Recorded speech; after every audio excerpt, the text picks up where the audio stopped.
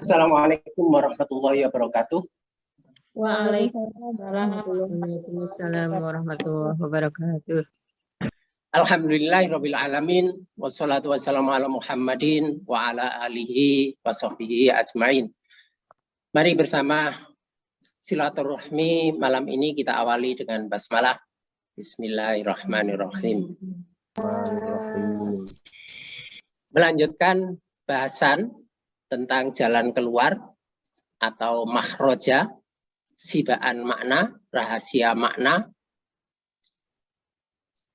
dari bentukan huruf dan analitik angka makhroja yang mencerminkan dalam kerangka keilmuan juz merupakan rahasia makna halaman 14 dan 15 juz Al-Quran.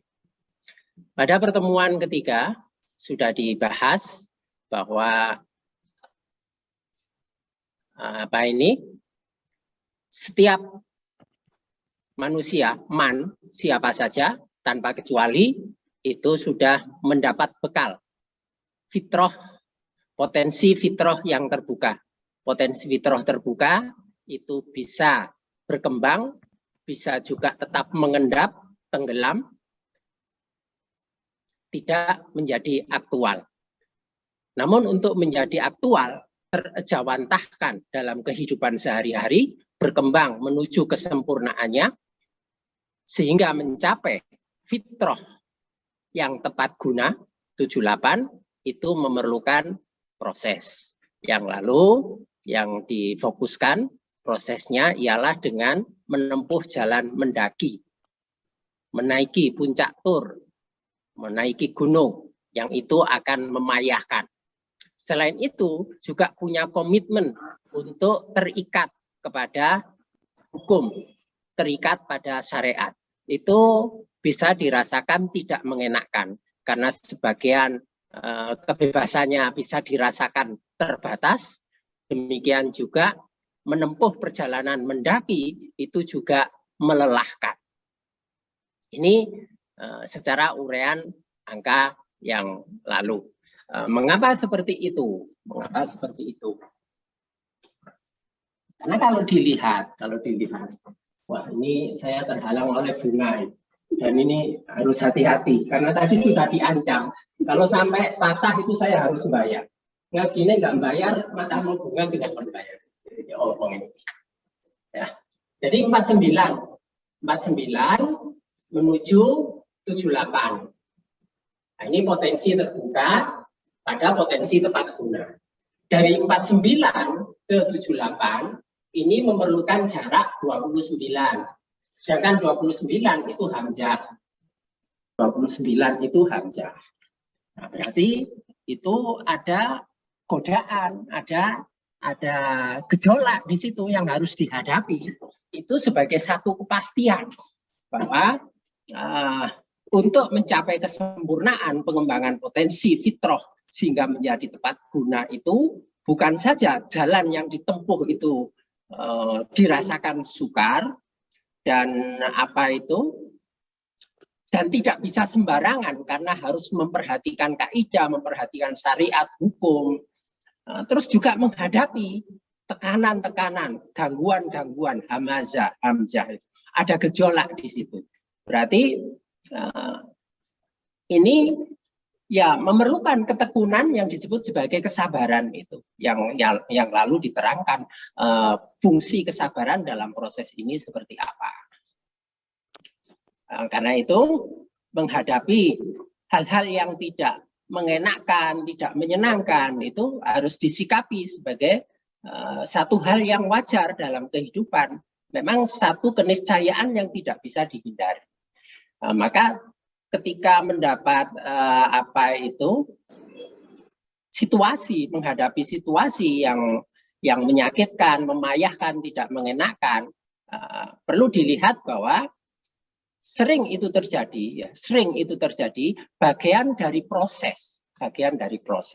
Ibarat orang itu mau membangun rumah, itu mesti mengalami masa tidak enak. Yaitu ketika rumah direhab itu wis debu ndak karu-karuan, material apa itu ya sudah mengganggu, dipandang nggak indah, prosesnya akan seperti itu.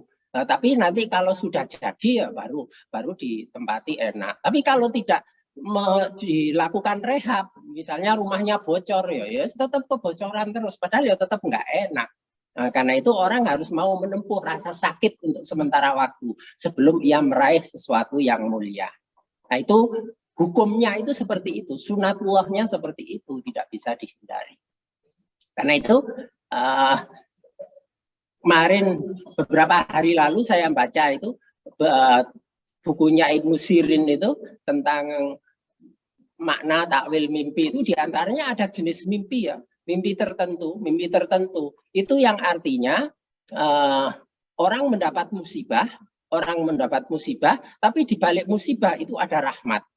Nah, jadi isyarat mimpi aja seperti itu, dalam kenyataannya juga akan seperti itu. Lalu ada jenis mimpi lain yang itu oleh Ibnu Sirin diartikan orang itu disayang Allah di akhirat. Orang itu oleh Allah disayang di akhirat, tetapi di dunia tidak henti-henti diberi cobaan. Terus gimana? Mau nggak disayang Allah di akhirat, tapi cobaannya terus-terusan di dunia. Atau enak di dunia aja, boleh enak ya, tapi nanti di akhirat disia-sia. Ya ini pilihan. Tapi orang cerdas tentu akan memilih, ya sudah enggak apa-apa ketika mengalami himpitan, tekanan-tekanan di dunia. Jadi kalau ada pujian rugi dunia ora apa-apa, rugi akhirat bakal ciloko, itu juga jangan diartikan negatif. Sekalipun memang doanya fid dunya hasanah, akhirati hasanah, semuanya serba baik. Tapi sekiranya keadaannya itu dunianya terhimpit, paling enggak akhiratnya itu yang selamat. Ini prinsip pilihannya. Nah, ini dasar fitrah. Kalau prosesnya berhasil, maka jaminannya akan mendapatkan rohimnya Allah, bukan sekedar rahmannya Allah, melainkan rohimnya Allah. Kasih sayang, rahmat yang khusus dari Allah. Namun ada orang yang membuat pilihan yang berbeda. Ada orang-orang tertentu yang membuat pilihan berbeda. Ya. Pilihannya itu ya dari Waman ini memilih kehidupan yang kotor, ia mengotori fitrahnya karena nafsunya, akhirnya ada beban berat dosa, terus hatinya menjadi panas dan mengeras. Nah, ini yang dibahas pada pertemuan sebelumnya. Sekarang memperjelas ya, yaitu mengapa apa yang terjadi pada orang yang memilih jalan yang kotor tadi itu. Jadi dasarnya adalah siapa saja itu memiliki fitrah terbuka, kemudian berpeluang untuk mencapai fitrah yang tepat guna, menjadi 78. Tetapi ada orang yang menyia-nyiakan dasar fitrah yang bagus itu. Akhirnya menjadi bengkok. Ini sebentar.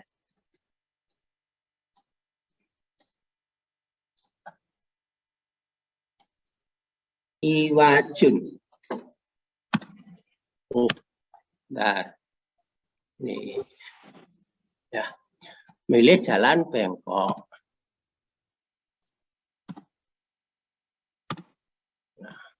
Iwajun bengkok angkanya 49. Jadi fitrah itu lurus, tetapi dia memilih jalan yang bengkok. Nah, lurus itu berarti berada pada siratal mustaqim. Nabi kan menggambarkan ini. Ini garis siratal mustaqim. Inilah Islam, inilah Al-Qur'an. Nah, tetapi orang itu kadang jalannya, saya buat warna yang berbeda. Itu jalannya, kemudian orangnya itu di sini. Ada yang tetap lurus, ya bisa tetap lurus, tapi ada yang jatuh ke sini. ambil ekstrem kiri, sini ambil ekstrem kanan, seterusnya balik lagi, tobat lagi, jatuh lagi, ekstrem kanan. Gini. Itu yang terjadi antara orang yang tetap pada jalan lurus sesuai dasar fitrahnya dan perbandingannya dengan orang yang menempuh jalan bengkok.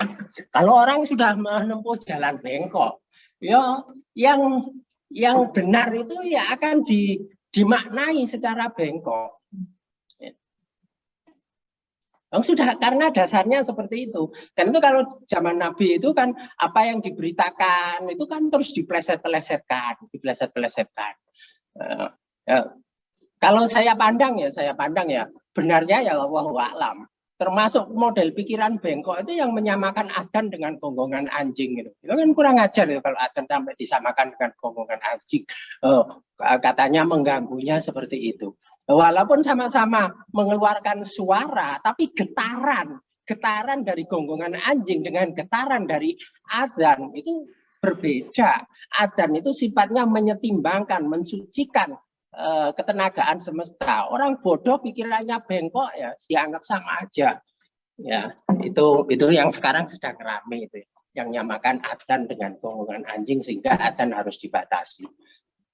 Ya. Di sini sedikit aja, wis ganti terus. Jarno wis yang punya pandangan gitu. Nah, selain bengkok itu dikatakan fitrahnya itu sakit. Maridun itu sakit. Fajadahu marodo, kalau sudah orang yang hatinya sakit itu bisa ditambah penyakitnya oleh Allah. Ya namanya sakit itu ya enggak punya pikiran yang sehat. Menceng, enggak ada benar-benarnya. Ini orang dan begini ini pilihan, karena kalau ia bisa saja untuk tetap istiqomah pada jalan yang lurus, jalan fitrah, tetapi dia memilih jalan yang bengkok dan membiarkan hatinya, pikirannya itu menjadi sakit, fitrahnya itu menjadi sakit. Ya. Kalau begini, karena memilih jalan ini, ya.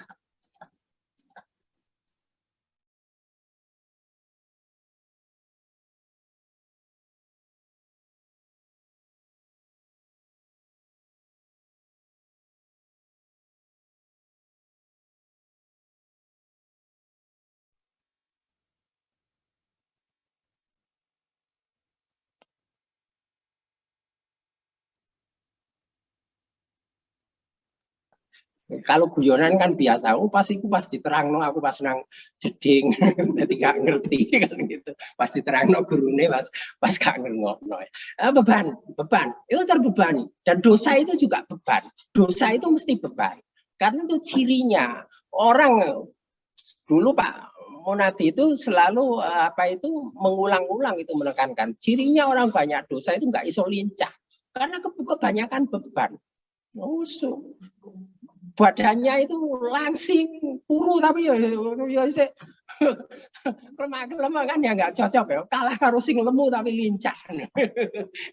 ya beban dosa itu begitu.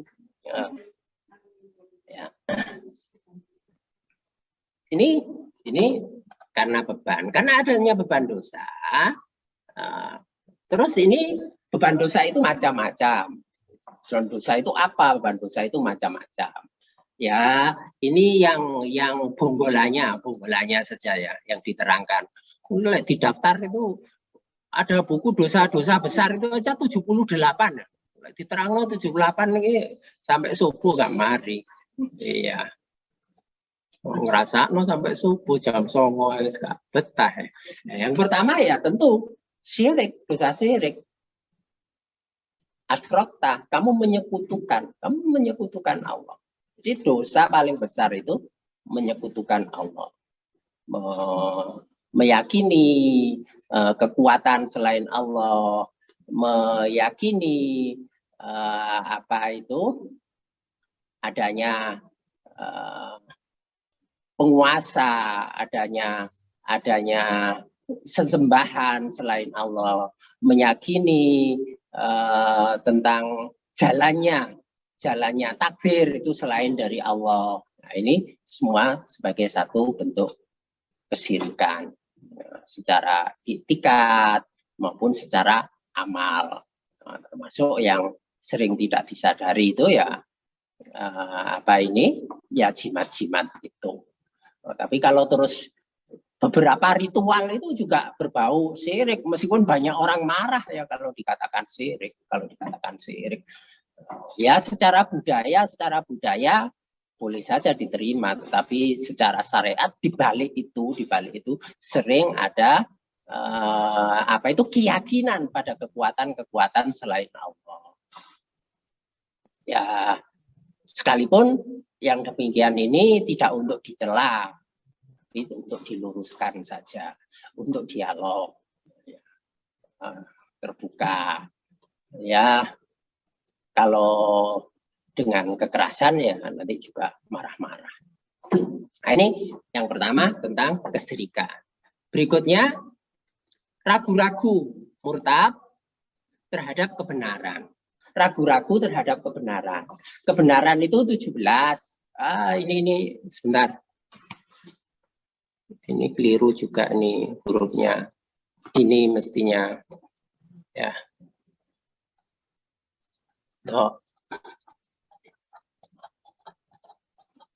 Ragu-ragu terhadap kebenaran. Kebenaran 17 dari mana itu? Itu padatan dari 98. 49 kalau diurai akhirnya akan menghasilkan angka 98. Ini bahasan yang lalu. Jadi ia meragukan kebenaran. Padahal kota bayana rusdu minal ghayy sungguh sudah sangat jelas antara yang lurus yang benar dengan yang sesat, dengan yang beko. Tapi karena kadang-kadang tanda-tanda yang dijanjikan kebenaran itu tidak segera muncul, itu orang bisa meragukan.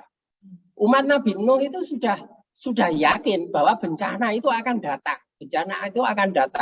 Sudah dikumpulkan suruh segera masuk ke laut. Sampai hari pertama, hari kedua, hari ketiga itu yang namanya hujan, bencana akan datang itu kok ya nggak datang.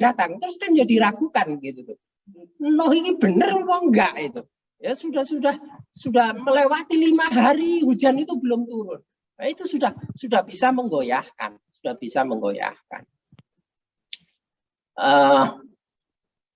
apa itu? Bahwa pertolongan Allah itu akan diberikan. Pertolongan Allah itu akan diberikan kalau dihayati ya. Surah 2 ayat 214 nanti ditelaah sendiri, direnungi sendiri. Itu bagaimana? Bahwa Allah itu menjanjikan pertolongan. Tapi sudah keadaan kepepet, lemah. Itu ternyata Rasulullah dan sahabat-sahabatnya itu belum menerima pertolongan sampai akhirnya muncul. Bilakah kapan pertolongan Allah ini? Nah, itu ada keraguan yang bisa menggerogoti. Sudah yakin tentang kebenaran Rasulullah, tentang kebenaran Muhammad. Tapi ada peristiwa yang sulit diterima oleh akal pada saat itu. Bahwa Rasulullah bisa melaksanakan, diperjalankan melalui Isra Mi'raj. Akhirnya beberapa orang goyah. Kecuali Abu Bakar As-Siddiq saja. Sudah, yang ngomong siapa? Kalau yang ngomong Muhammad, ngomong apapun saya percaya. Ini total, tidak ada reserve, tidak ada persyaratan apapun. Pokoknya apa yang dia katakan itu pasti benar. Dan tidak ada yang diragukan. Itu keyakinannya. Tidak ada keraguan di dalamnya.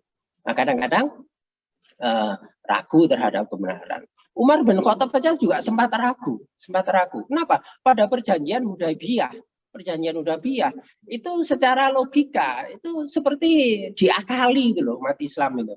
Coba misalnya kalau ada orang kafir, orang dari Mekah, Quraisy kafir itu datang ke Madinah, maka itu harus dikembalikan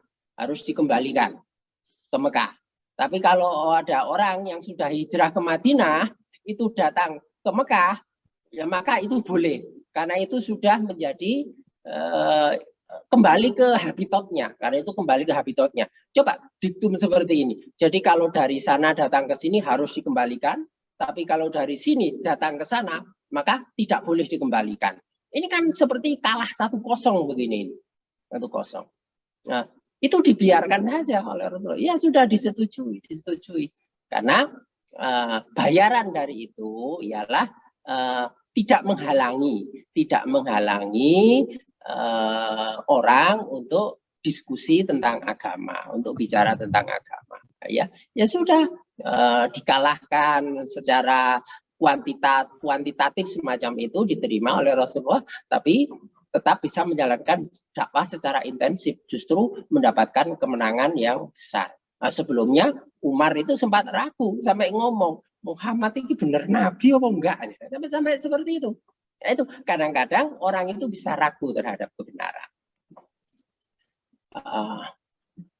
Umar juga pernah ragu terhadap kebijakan Abu Bakar. Tapi kemudian pada akhirnya ia mengakui bahwa tidak ada orang yang sebaik Abu Bakar. Ragu pada kebenaran. Karena ragu pada kebenaran, itu yang sering fa'akhlaftum, lalu kamu melanggarnya. Ya, kalau sudah meragukan itu kan terus jadi menganggap itu sudah bukan utama, bukan sakral, terus dianggap ringan, enteng, terus ya merasa enak untuk melanggarnya.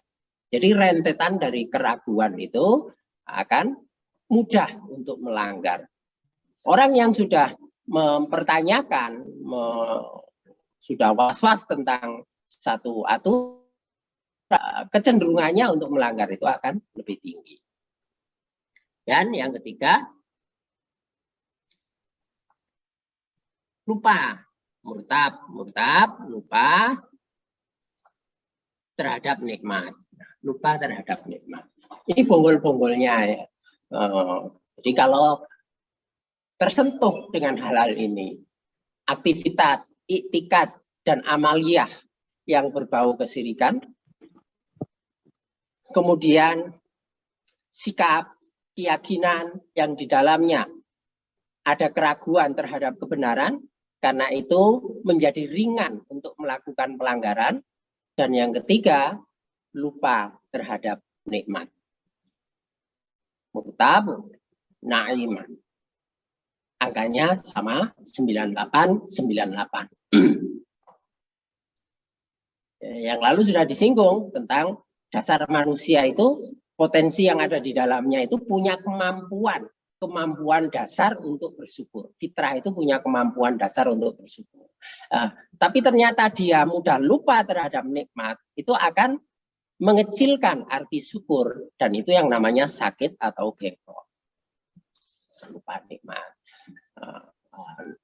Karena itu Al-Quran juga mewasiatkan untuk lebih melihat keutamaan, bukan saja kepada kepada pemberian Allah, bahkan pada keutamaan kebaikan manusia itu juga dianjurkan. Namun yang banyak kan orang lebih mudah mengingat kejelekan. Jadi kalau misalnya mendapat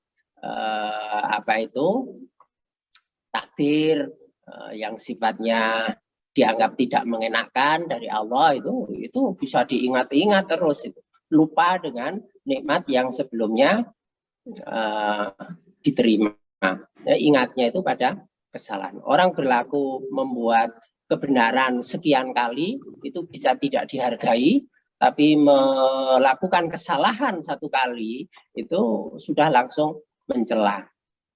Nah, itu contohnya itu mungkin sudah pernah ada yang pernah melihat ya, ada seorang guru yang membuat hitung-hitungan.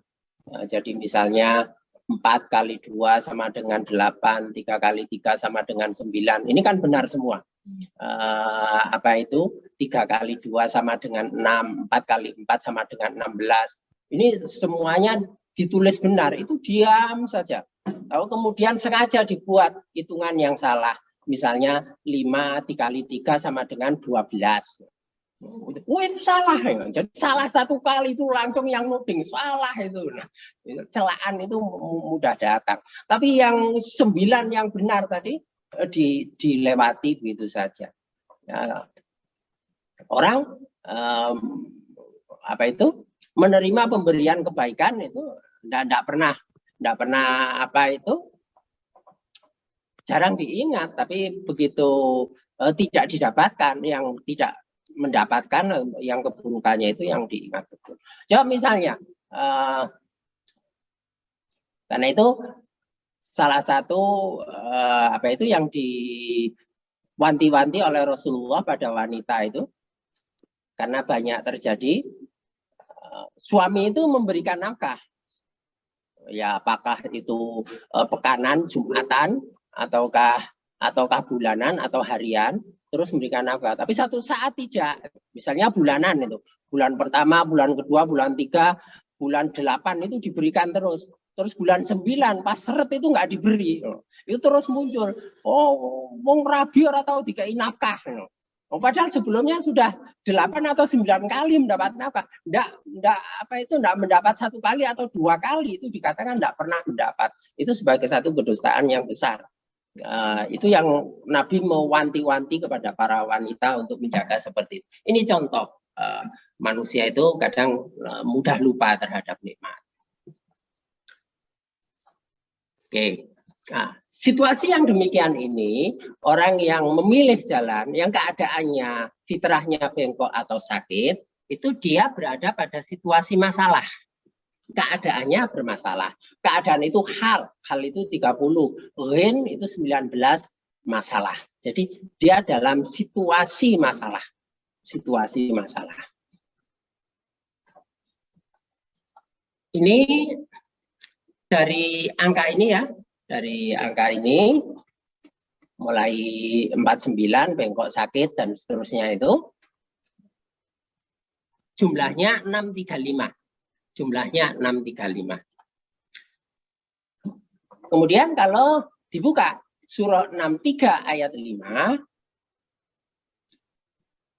bunyinya a'udzubillahi minasyaitonirrajim wa idza qila lahum ta'alau yastaghfir lakum Rasulullahi lawau usahum wa ra'aitahum yasudduna wa hum mustakbirun.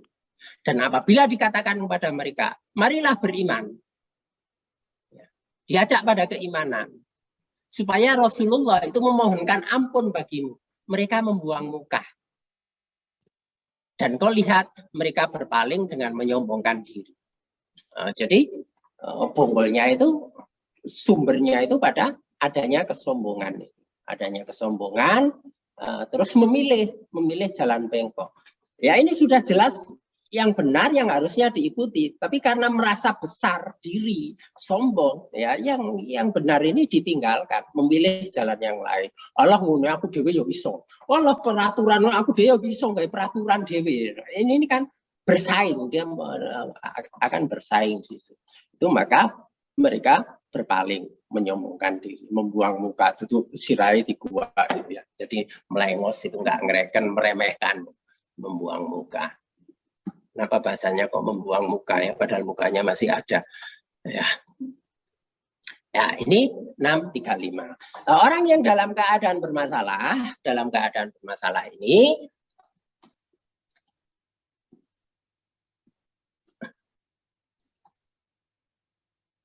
apa? Itu nanti akan merasakan sebagai siksaan. Ada neraka yang disebut neraka sa'ir. Nah, itu dari kata ini. Ya, neraka sa'ir akan mendapatkan siksaan. Jadi dalam 49 itu ada 40. Keadaan bermasalah itu akan menjadi siksaan. Gimana sih enaknya orang bermasalah? Gimana enaknya orang masalah yang berlarut-larut? Bahwa masalah itu akan dihadapi terus diselesaikan itu satu hal yang wajar. Tapi persoalannya kalau masalah itu berlarut-larut, orang dikuasai oleh masalahnya, itu akan dirasakan sebagai siksaan. Nah, bagaimana kondisi orang yang sedang dalam siksaan, situasi bermasalah ini? Yang segera tampak ialah hatinya itu menjadi sempit. Hatinya itu menjadi sempit. Bahkan dia berada di ruangan yang sangat luas pun juga merasa sempit. Itu kalau dibaca kisah tentang tiga orang sahabat yang tobatnya ditangguhkan itu. Jadi selama 40 hari itu dia berkeliling di bumi yang sangat luas, tapi rasanya sempit. Dia akan merasa terhimpit. Nah, sempitnya itu mempersempit tindakannya. Tidak banyak hal yang bisa dilakukan. Orang yang sempit itu ya kalau dia punya aktivitas, punya kebiasaan, karena terhalang, itu sudah merasa tidak ada hal lain yang bisa dilakukan. Tapi kalau orang terbuka, luas, itu satu kesempatan tertutup, mudah dia ketemu dengan hal yang lain. Pasti. Ini contoh yang konkret, itu situasi pandemi ini. Orang yang sempit itu, begitu tertutup satu aktivitas, katakanlah kerja, ya sudah merasa tidak ada apapun yang bisa dilakukan. Ini kesempitan. Kesempitan hati, kesempitan pikiran. Tapi kalau orang yang luas, lapang, dia akan kreatif. Kalau satu tertutup, segera bisa.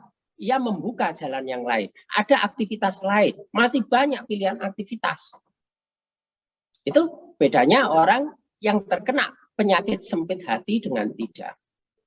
Loh, kadang-kadang situasinya pandemi, terus gak kerja sampai 2 tahun. Ya, tidak ada apapun.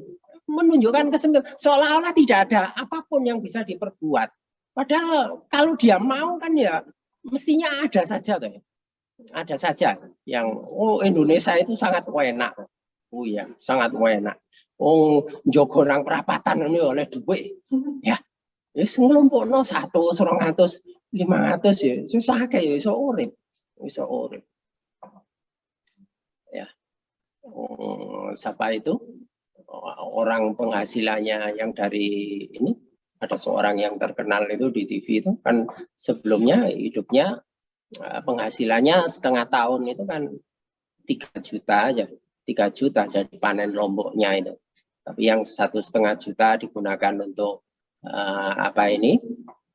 untuk modal kembali tanam, yang untuk dimakan sehari-hari itu 1,5 juta itu bisa untuk hidup setengah tahun itu ternyata.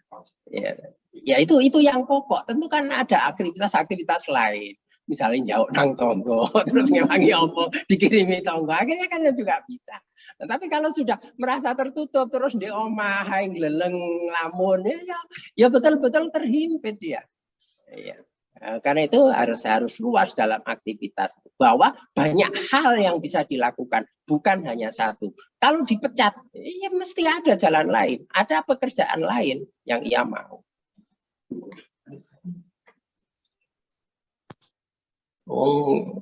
Ngelapi apa itu? Ngelapi kocok mobil sih nggak perlu ya dibayar. Iya. Tapi ya ini ya, orang Indonesia ini banyak yang ingin mendapatkan uang tanpa keterampilan, tanpa belajar. Ya kalau di daerah saya itu dulu itu tempatnya, gudangnya tukang dan kuli. Tapi kalau sekarang cari tukang itu susah. Namun nggak mau, pensiun semua jadi tukang. Saya enak jadi tukang parkir, gak soro gitu kan. Ya.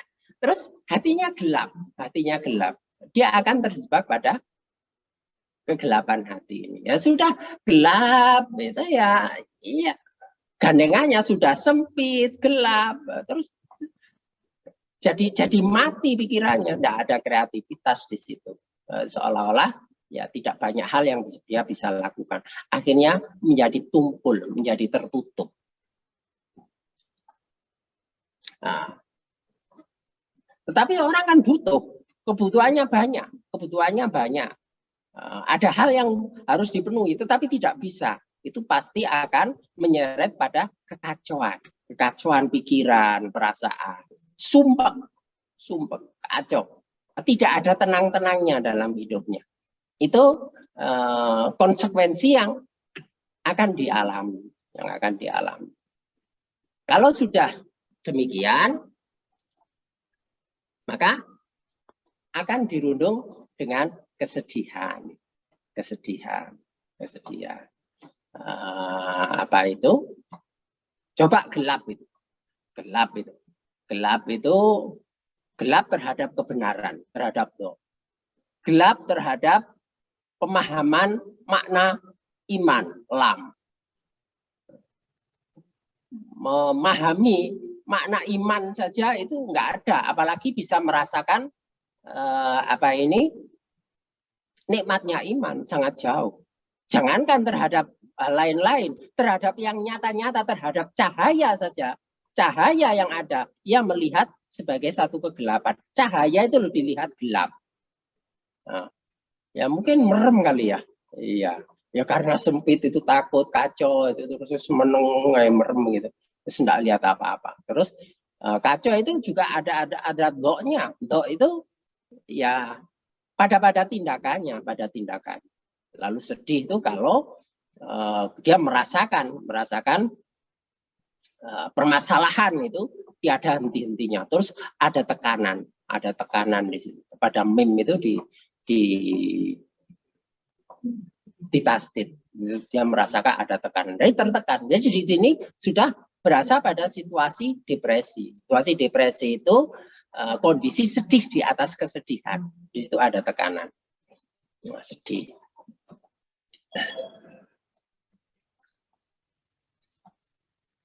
Kesedihan, kemudian maka kesedihan ini berkaitan dengan banyaknya kesukaran yang ia alami. Usrun itu kesukaran menimpanya.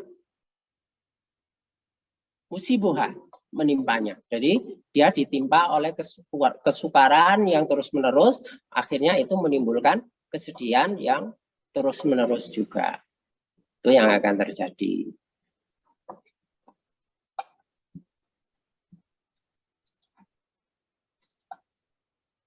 Nah, kalau sudah gitu, baru nanti muncul sesal. Aduh, kok seperti ini ya, gitu. Aduh, sekiranya dulu, gitu. Di akhirat besok itu juga seperti itu, orang-orang yang mesal. Oh, sekiranya dulu aku di dunia. Oh, sekiranya dulu aku bertindak ini. Mengapa aku memilih berteman dengan ini? Mengapa aku mengabaikan dia? Itu semuanya sebagai sesalan. Suktun, menyesal dan berbau-bau putus asa gitu. Tapi yang sering terjadi, sifat sesalannya itu dalam kondisi lawamah. Yang banyak terjadi sesalnya itu sesal pada tingkatan lawamah. Nah, lawamah itu kan mau berbuat baik, oh tidak bisa istiqomah, tidak bisa optimal, balik lagi. Terus berbuat yang buruk, merasa tidak enak, masa buruk, terus ingin jadi baik, kembali lagi, baik nggak tahan. Oh baik itu kok beberapa kesenangannya hilang, terus balik meneh. Ya bolak-balik, lawamah itu seperti itu. Jadi situasinya masih goncang. Nah, yang banyak terjadi itu seperti itu. Sesalnya itu masih sesal dalam tingkatan lawamah. Kan itu lawamah itu dikatakan menyesali diri, nafsu yang menyesali diri. Tahu sing api itu iki. Oh iya, pilihannya itu harus yang baik. Tapi untuk tetap bertahan dalam yang baik itu nggak tahan. Sebab karena kadang-kadang bertahan di sini itu membutuhkan waktu lama. Merintis sesuatu terus nggak jelas perkembangannya itu sudah mundur. Orang jualan dagang itu kadang-kadang nggak ada juga itu. Jam 10, jam 11, jam 12, jam 1. Oh, belum ada yang beli, mulai. Padahal orang yang mau berdatangan, yang mau memborong itu datangnya jam 2, ya itu. Karena tidak bertahan model orang lawamah seperti itu. Nah, terus milih nganggur, gak usah jualan misalnya. Tapi gak usah jualan ya nggak enak. Nah, harga dirinya kan jatuh, orang-orang tidak kerja itu. Harga dirinya pasti jatuh. Tidak bernilai, terus ingin lagi. Terus begitu mbak. Situasi lawamah itu semacam itu. Kalau sudah pada keadaan ini, baru memikirkan yang namanya jalan keluar. Jadi baru butuh. Terus gimana untuk lepas dari ini? Nah, jadi asal wis kemana-mana, milih jalan nyimpang, bengkok sakit, terus terlibat pada situasi masalah, terus moro angen-angen wis ngaji meneh gitu ya. Iya. Terus datang ke tempat pengajian. Iya. Terus teman-temannya juga nyarankan gitu kok kalau ada masalah, wis tuku ae ngono. Tapi juga ada yang punya rasa sungkan. Waduh, orang tahu rono, ono masalah terus rono ya opo. Ada juga yang sungkan seperti itu. Ya, nggak usah sungkan. Jadi kalau lagi enak silakan kemana-mana, enggak apa-apa. Ke tempat pengajian aja nggak apa-apa. Memang tempatnya itu tempat keranjang sampah. Saya itu konselor itu ya ngurusi orang bermasalah semua. Jadi kalau datang itu ketika mereka bermasalah, wis seneng wis nggak iling.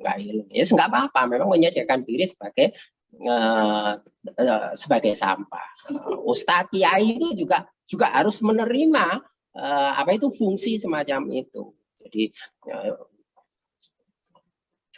sebenarnya tidak itu saja. Orang biasa pun juga mengalami seperti itu. Ada orang yang mengeluh pada saya. Jadi dia mempertemukan orang dalam perjodohan itu akhirnya diterima. Setelah 4 tahun, 5 tahun itu enggak pernah ketemu sama sekali. Ketika ada masalah itu, kok ternyata suami saya atau istri saya seperti ini, Pak, ya gitu loh.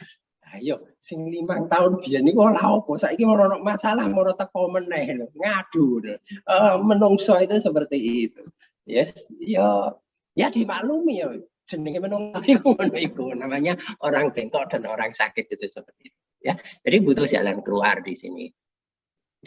Tetapi apa? Ya.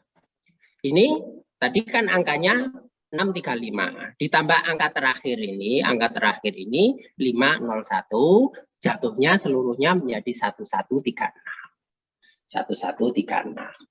Nah, apa yang ditegaskan pada surah 11 ayat 36? Nah, ternyata wa uhiya ila nuh annahu la yu'mina min qaumika illa man qad amana. Wauhiyah dan diwahyukan ila Nuh kepada Nabi Nuh. Annahu la yu'mina. Bahwa sesungguhnya ketahuilah tidak akan beriman min qaumika di antara kaummu itu ilah kecuali siapa saja man qad yang sungguh-sungguh yang benar-benar amanah, yang benar-benar beriman. Ternyata sunatullahnya itu seperti itu. Yang benar-benar beriman itu saja yang nanti akan dipertemukan dengan jalan keluar sejati.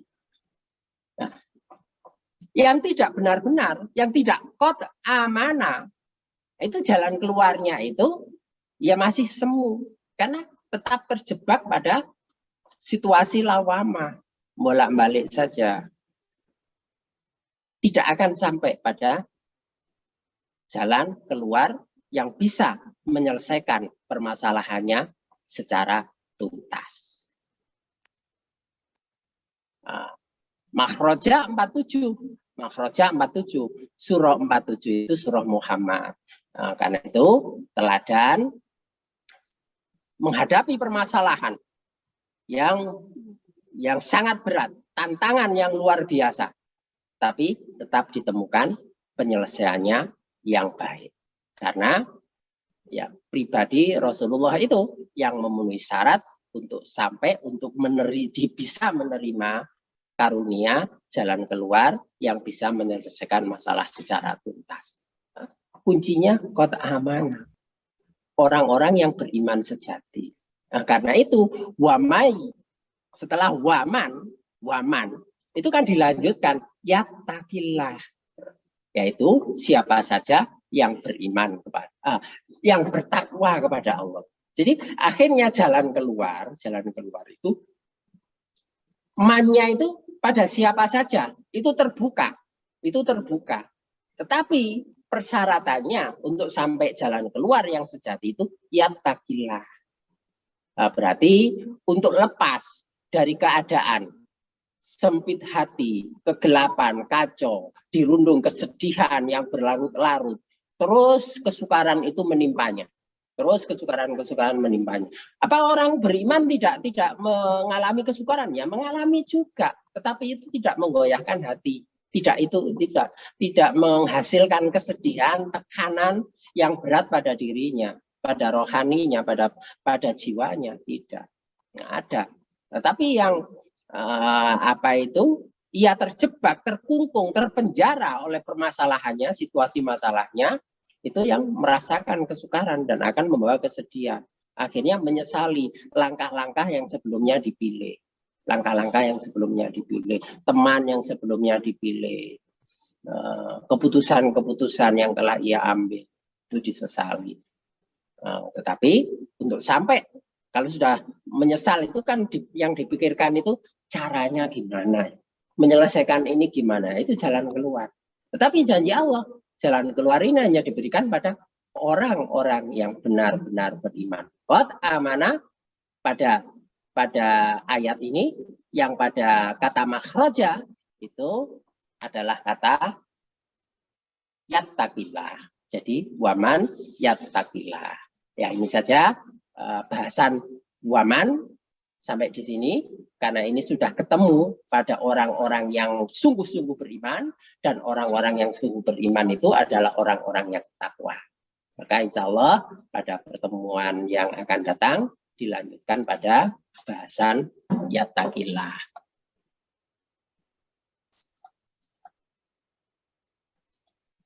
Ya, itu saja. Itu gambarannya yang akan dilanjutkan. Yattaqillah itu yang seperti apa? Itu dibahas insya Allah kalau Allah mengizinkan masih ada umur ya, pada Jumat malam Sabtu depan. Untuk hari ini sekian saja. Ada pertanyaan atau enggak ya? Waalaikumsalam Pak Lutfi. Oh iya. Ada yang mau tanya jus Pak dari Samarinda. Oh gitu. Oh iya ini.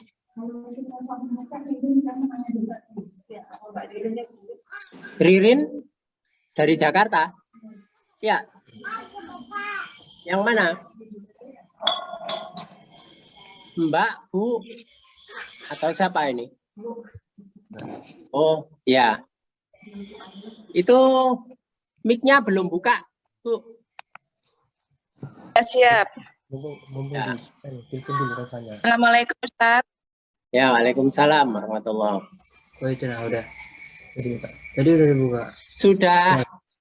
Iya pintunya. Pernah mendapat penjelasan tentang jus, Ibu? Sedikit dari adik saya, Ustaz. Oh gitu. Ya. Nama adiknya siapa? Fatoni sama Noni Indarutnowati. Fatoni. Yang lalu itu ya? Yang anaknya di Jerman itu kemarin ya? Buka aja oh, iya.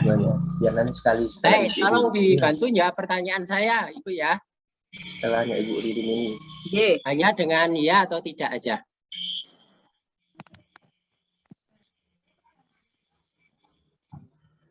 Apa benar Ibu termasuk orang yang suka traveling? Iya, Ustadz. Ya. Apa benar juga suka dunia kuliner? Iya, Ustadz. Ya. Apa benar Ibu sering merasakan kaku-kaku di tengkuk sini? Iya, benar, Ustadz. Ya. Apa benar pernah mengalami semacam gangguan di kulit, apakah alergi atau apa gitu? Iya, pernah, Ustadz. Ya. Alergi dingin. Oh ya. Kalau sesaknya pernah muncul enggak? Enggak pernah punya sakit sesak. Oh iya. Apa benar kalau ada informasi yang tidak sepenuhnya jelas, itu rasanya mau mengejar kejelasannya?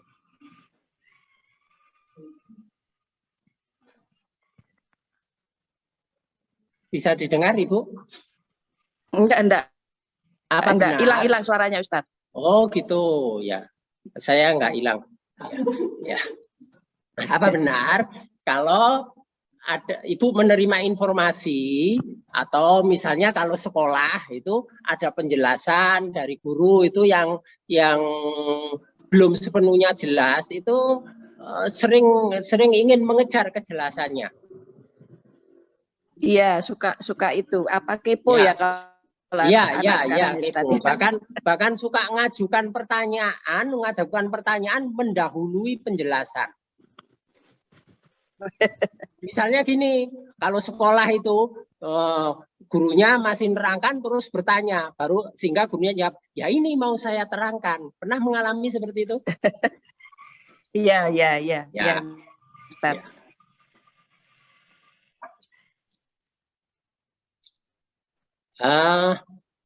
Pernah mengalami kehilangan sesuatu yang sangat dicintai, Bu? Pernah. Seorang ibu. Oh ya. Kehilangan sekali. Ya. Dulu pernah Ibu kerja enggak? Enggak, ibu rumah tangga, Ustadz. Ya, dulu pernah punya angan-angan, punya keahlian di dunia pengobatan enggak? Enggak. Sama sekali? Enggak. Keinginan, bukan sekolah loh ya. Keinginan, angan-angan. Misalnya kepingin, ya kalau secara medis ya mungkin jadi dokter atau perawat, atau mungkin pengobatan alternatif, atau punya pengetahuan yang cukup terkait dengan herbal misalnya gitu. Ada sih sedikit, dulu pernah kuliah di Akademi Gizi dulu, Ustadz. Oh ya sudah. Ya sudah.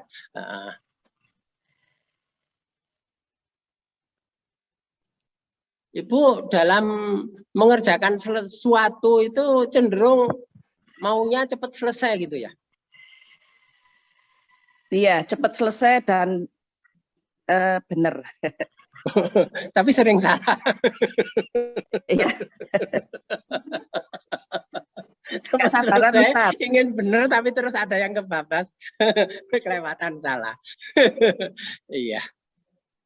Ya, baik Ibu jusnya 16 ya?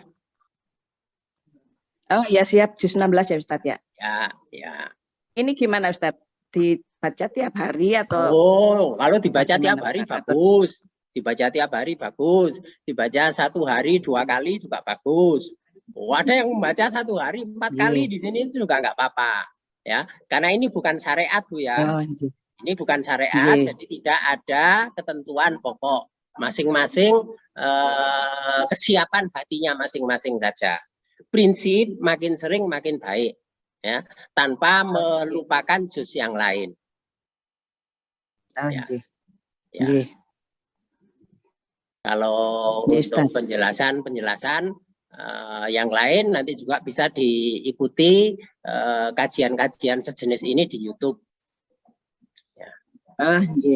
Ya, termasuk penjelasan tentang juz 16 itu juga sebagian ada di YouTube, sebagian belum saya unggah. Nanti bisa di YouTube, kalau di googling itu nulis Lutfi Fauzan RAC itu sudah muncul semua video-video yang terkait dengan kajian juz. Baik, itu Ibu. Siap. Ya. Ya. RAC ya Ustadz ya. Ya. Ya, RAC itu roto angel cerita. Oh.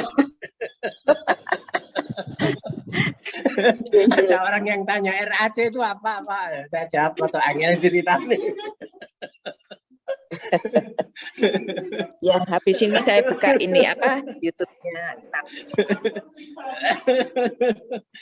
Oke, Bu. Monggo. Boleh ngomong. Silakan. Siapa yang siapa? Reva, Mbak Pak. Ustaz, Reva. Assalamualaikum. Waalaikumsalam warahmatullahi. Mana orangnya? Nanti kalau ada suara nggak ada rupa gimana?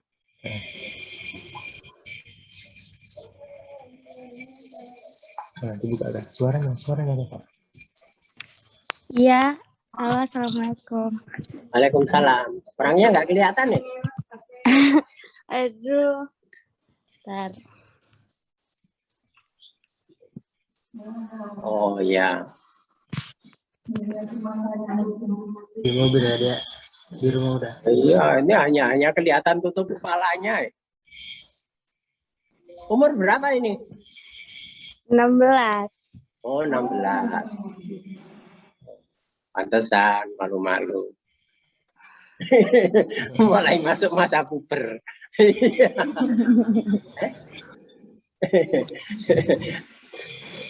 Oh. Ya wis, nggak apa-apa. Dibantu jawab pertanyaan ya, hanya ya atau tidak aja. Iya, Pak Ustadz. Ya.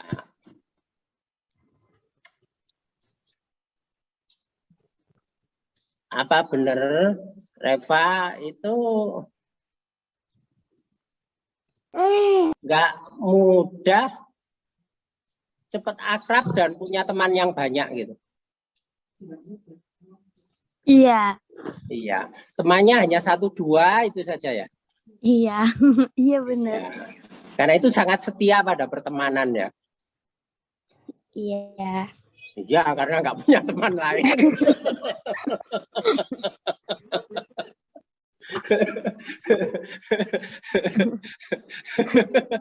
Enggak. Nanti pada akhirnya temannya banyak kok Reva kalau sudah sergap ngaji. Seneng jalan kaki ya? Senang. Ya. Pernah ngalami kram kaki? Pernah. Ya. Mudah agak rentan di daerah THT kah? Oh, aku model takoki model Samarinda ini. Ada termasuk agak rentan di daerah THT kah? Aduh, apa ya? Pilek, batuk, ya. Oh iya, mudah mengalami pilek, batuk, Iya. sariawan. Iya. Oh ya.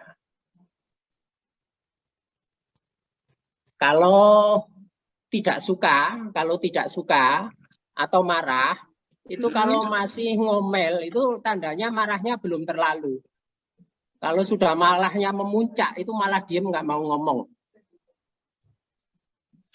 Iya. Iya. Kalau nutup pintu ya, apakah itu pintu mobil, apakah itu pintu rumah, sering terjadi itu lebih keras dari yang diperkirakan. Maunya pelan tapi jadinya kok keras gitu. Iya, benar. Oh iya benar. Iya.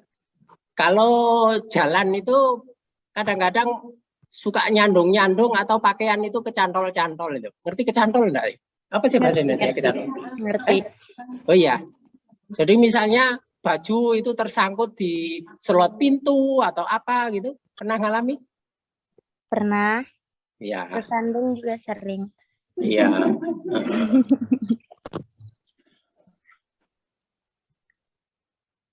Sering beda pendapat dengan orang tua meskipun tidak membantah langsung. Iya, sering. Ya, pernah ada angan-angan karena menghadapi situasi yang tidak enak, apakah itu di rumah atau di mana, maunya pingin kabur saja. Iya. Iya. Ini umur 16 sudah ngalami atau belum ya? Dikira mau ngerebut pacarnya orang gitu.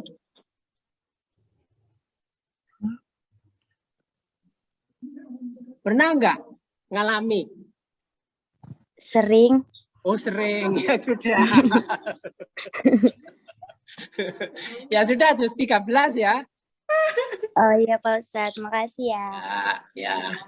Assalamualaikum. Waalaikumsalam warahmatullahi wabarakatuh. Turun, Ya, Pak. jadi memang ya malu-malu, tapi nanti lama-lama malu-maluin.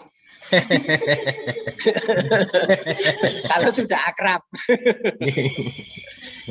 Ya sudah, gini saja kita akhiri. Ya, assalamualaikum warahmatullahi wabarakatuh. Waalaikumsalam warahmatullahi wabarakatuh. Waalaikumsalam warahmatullahi wabarakatuh.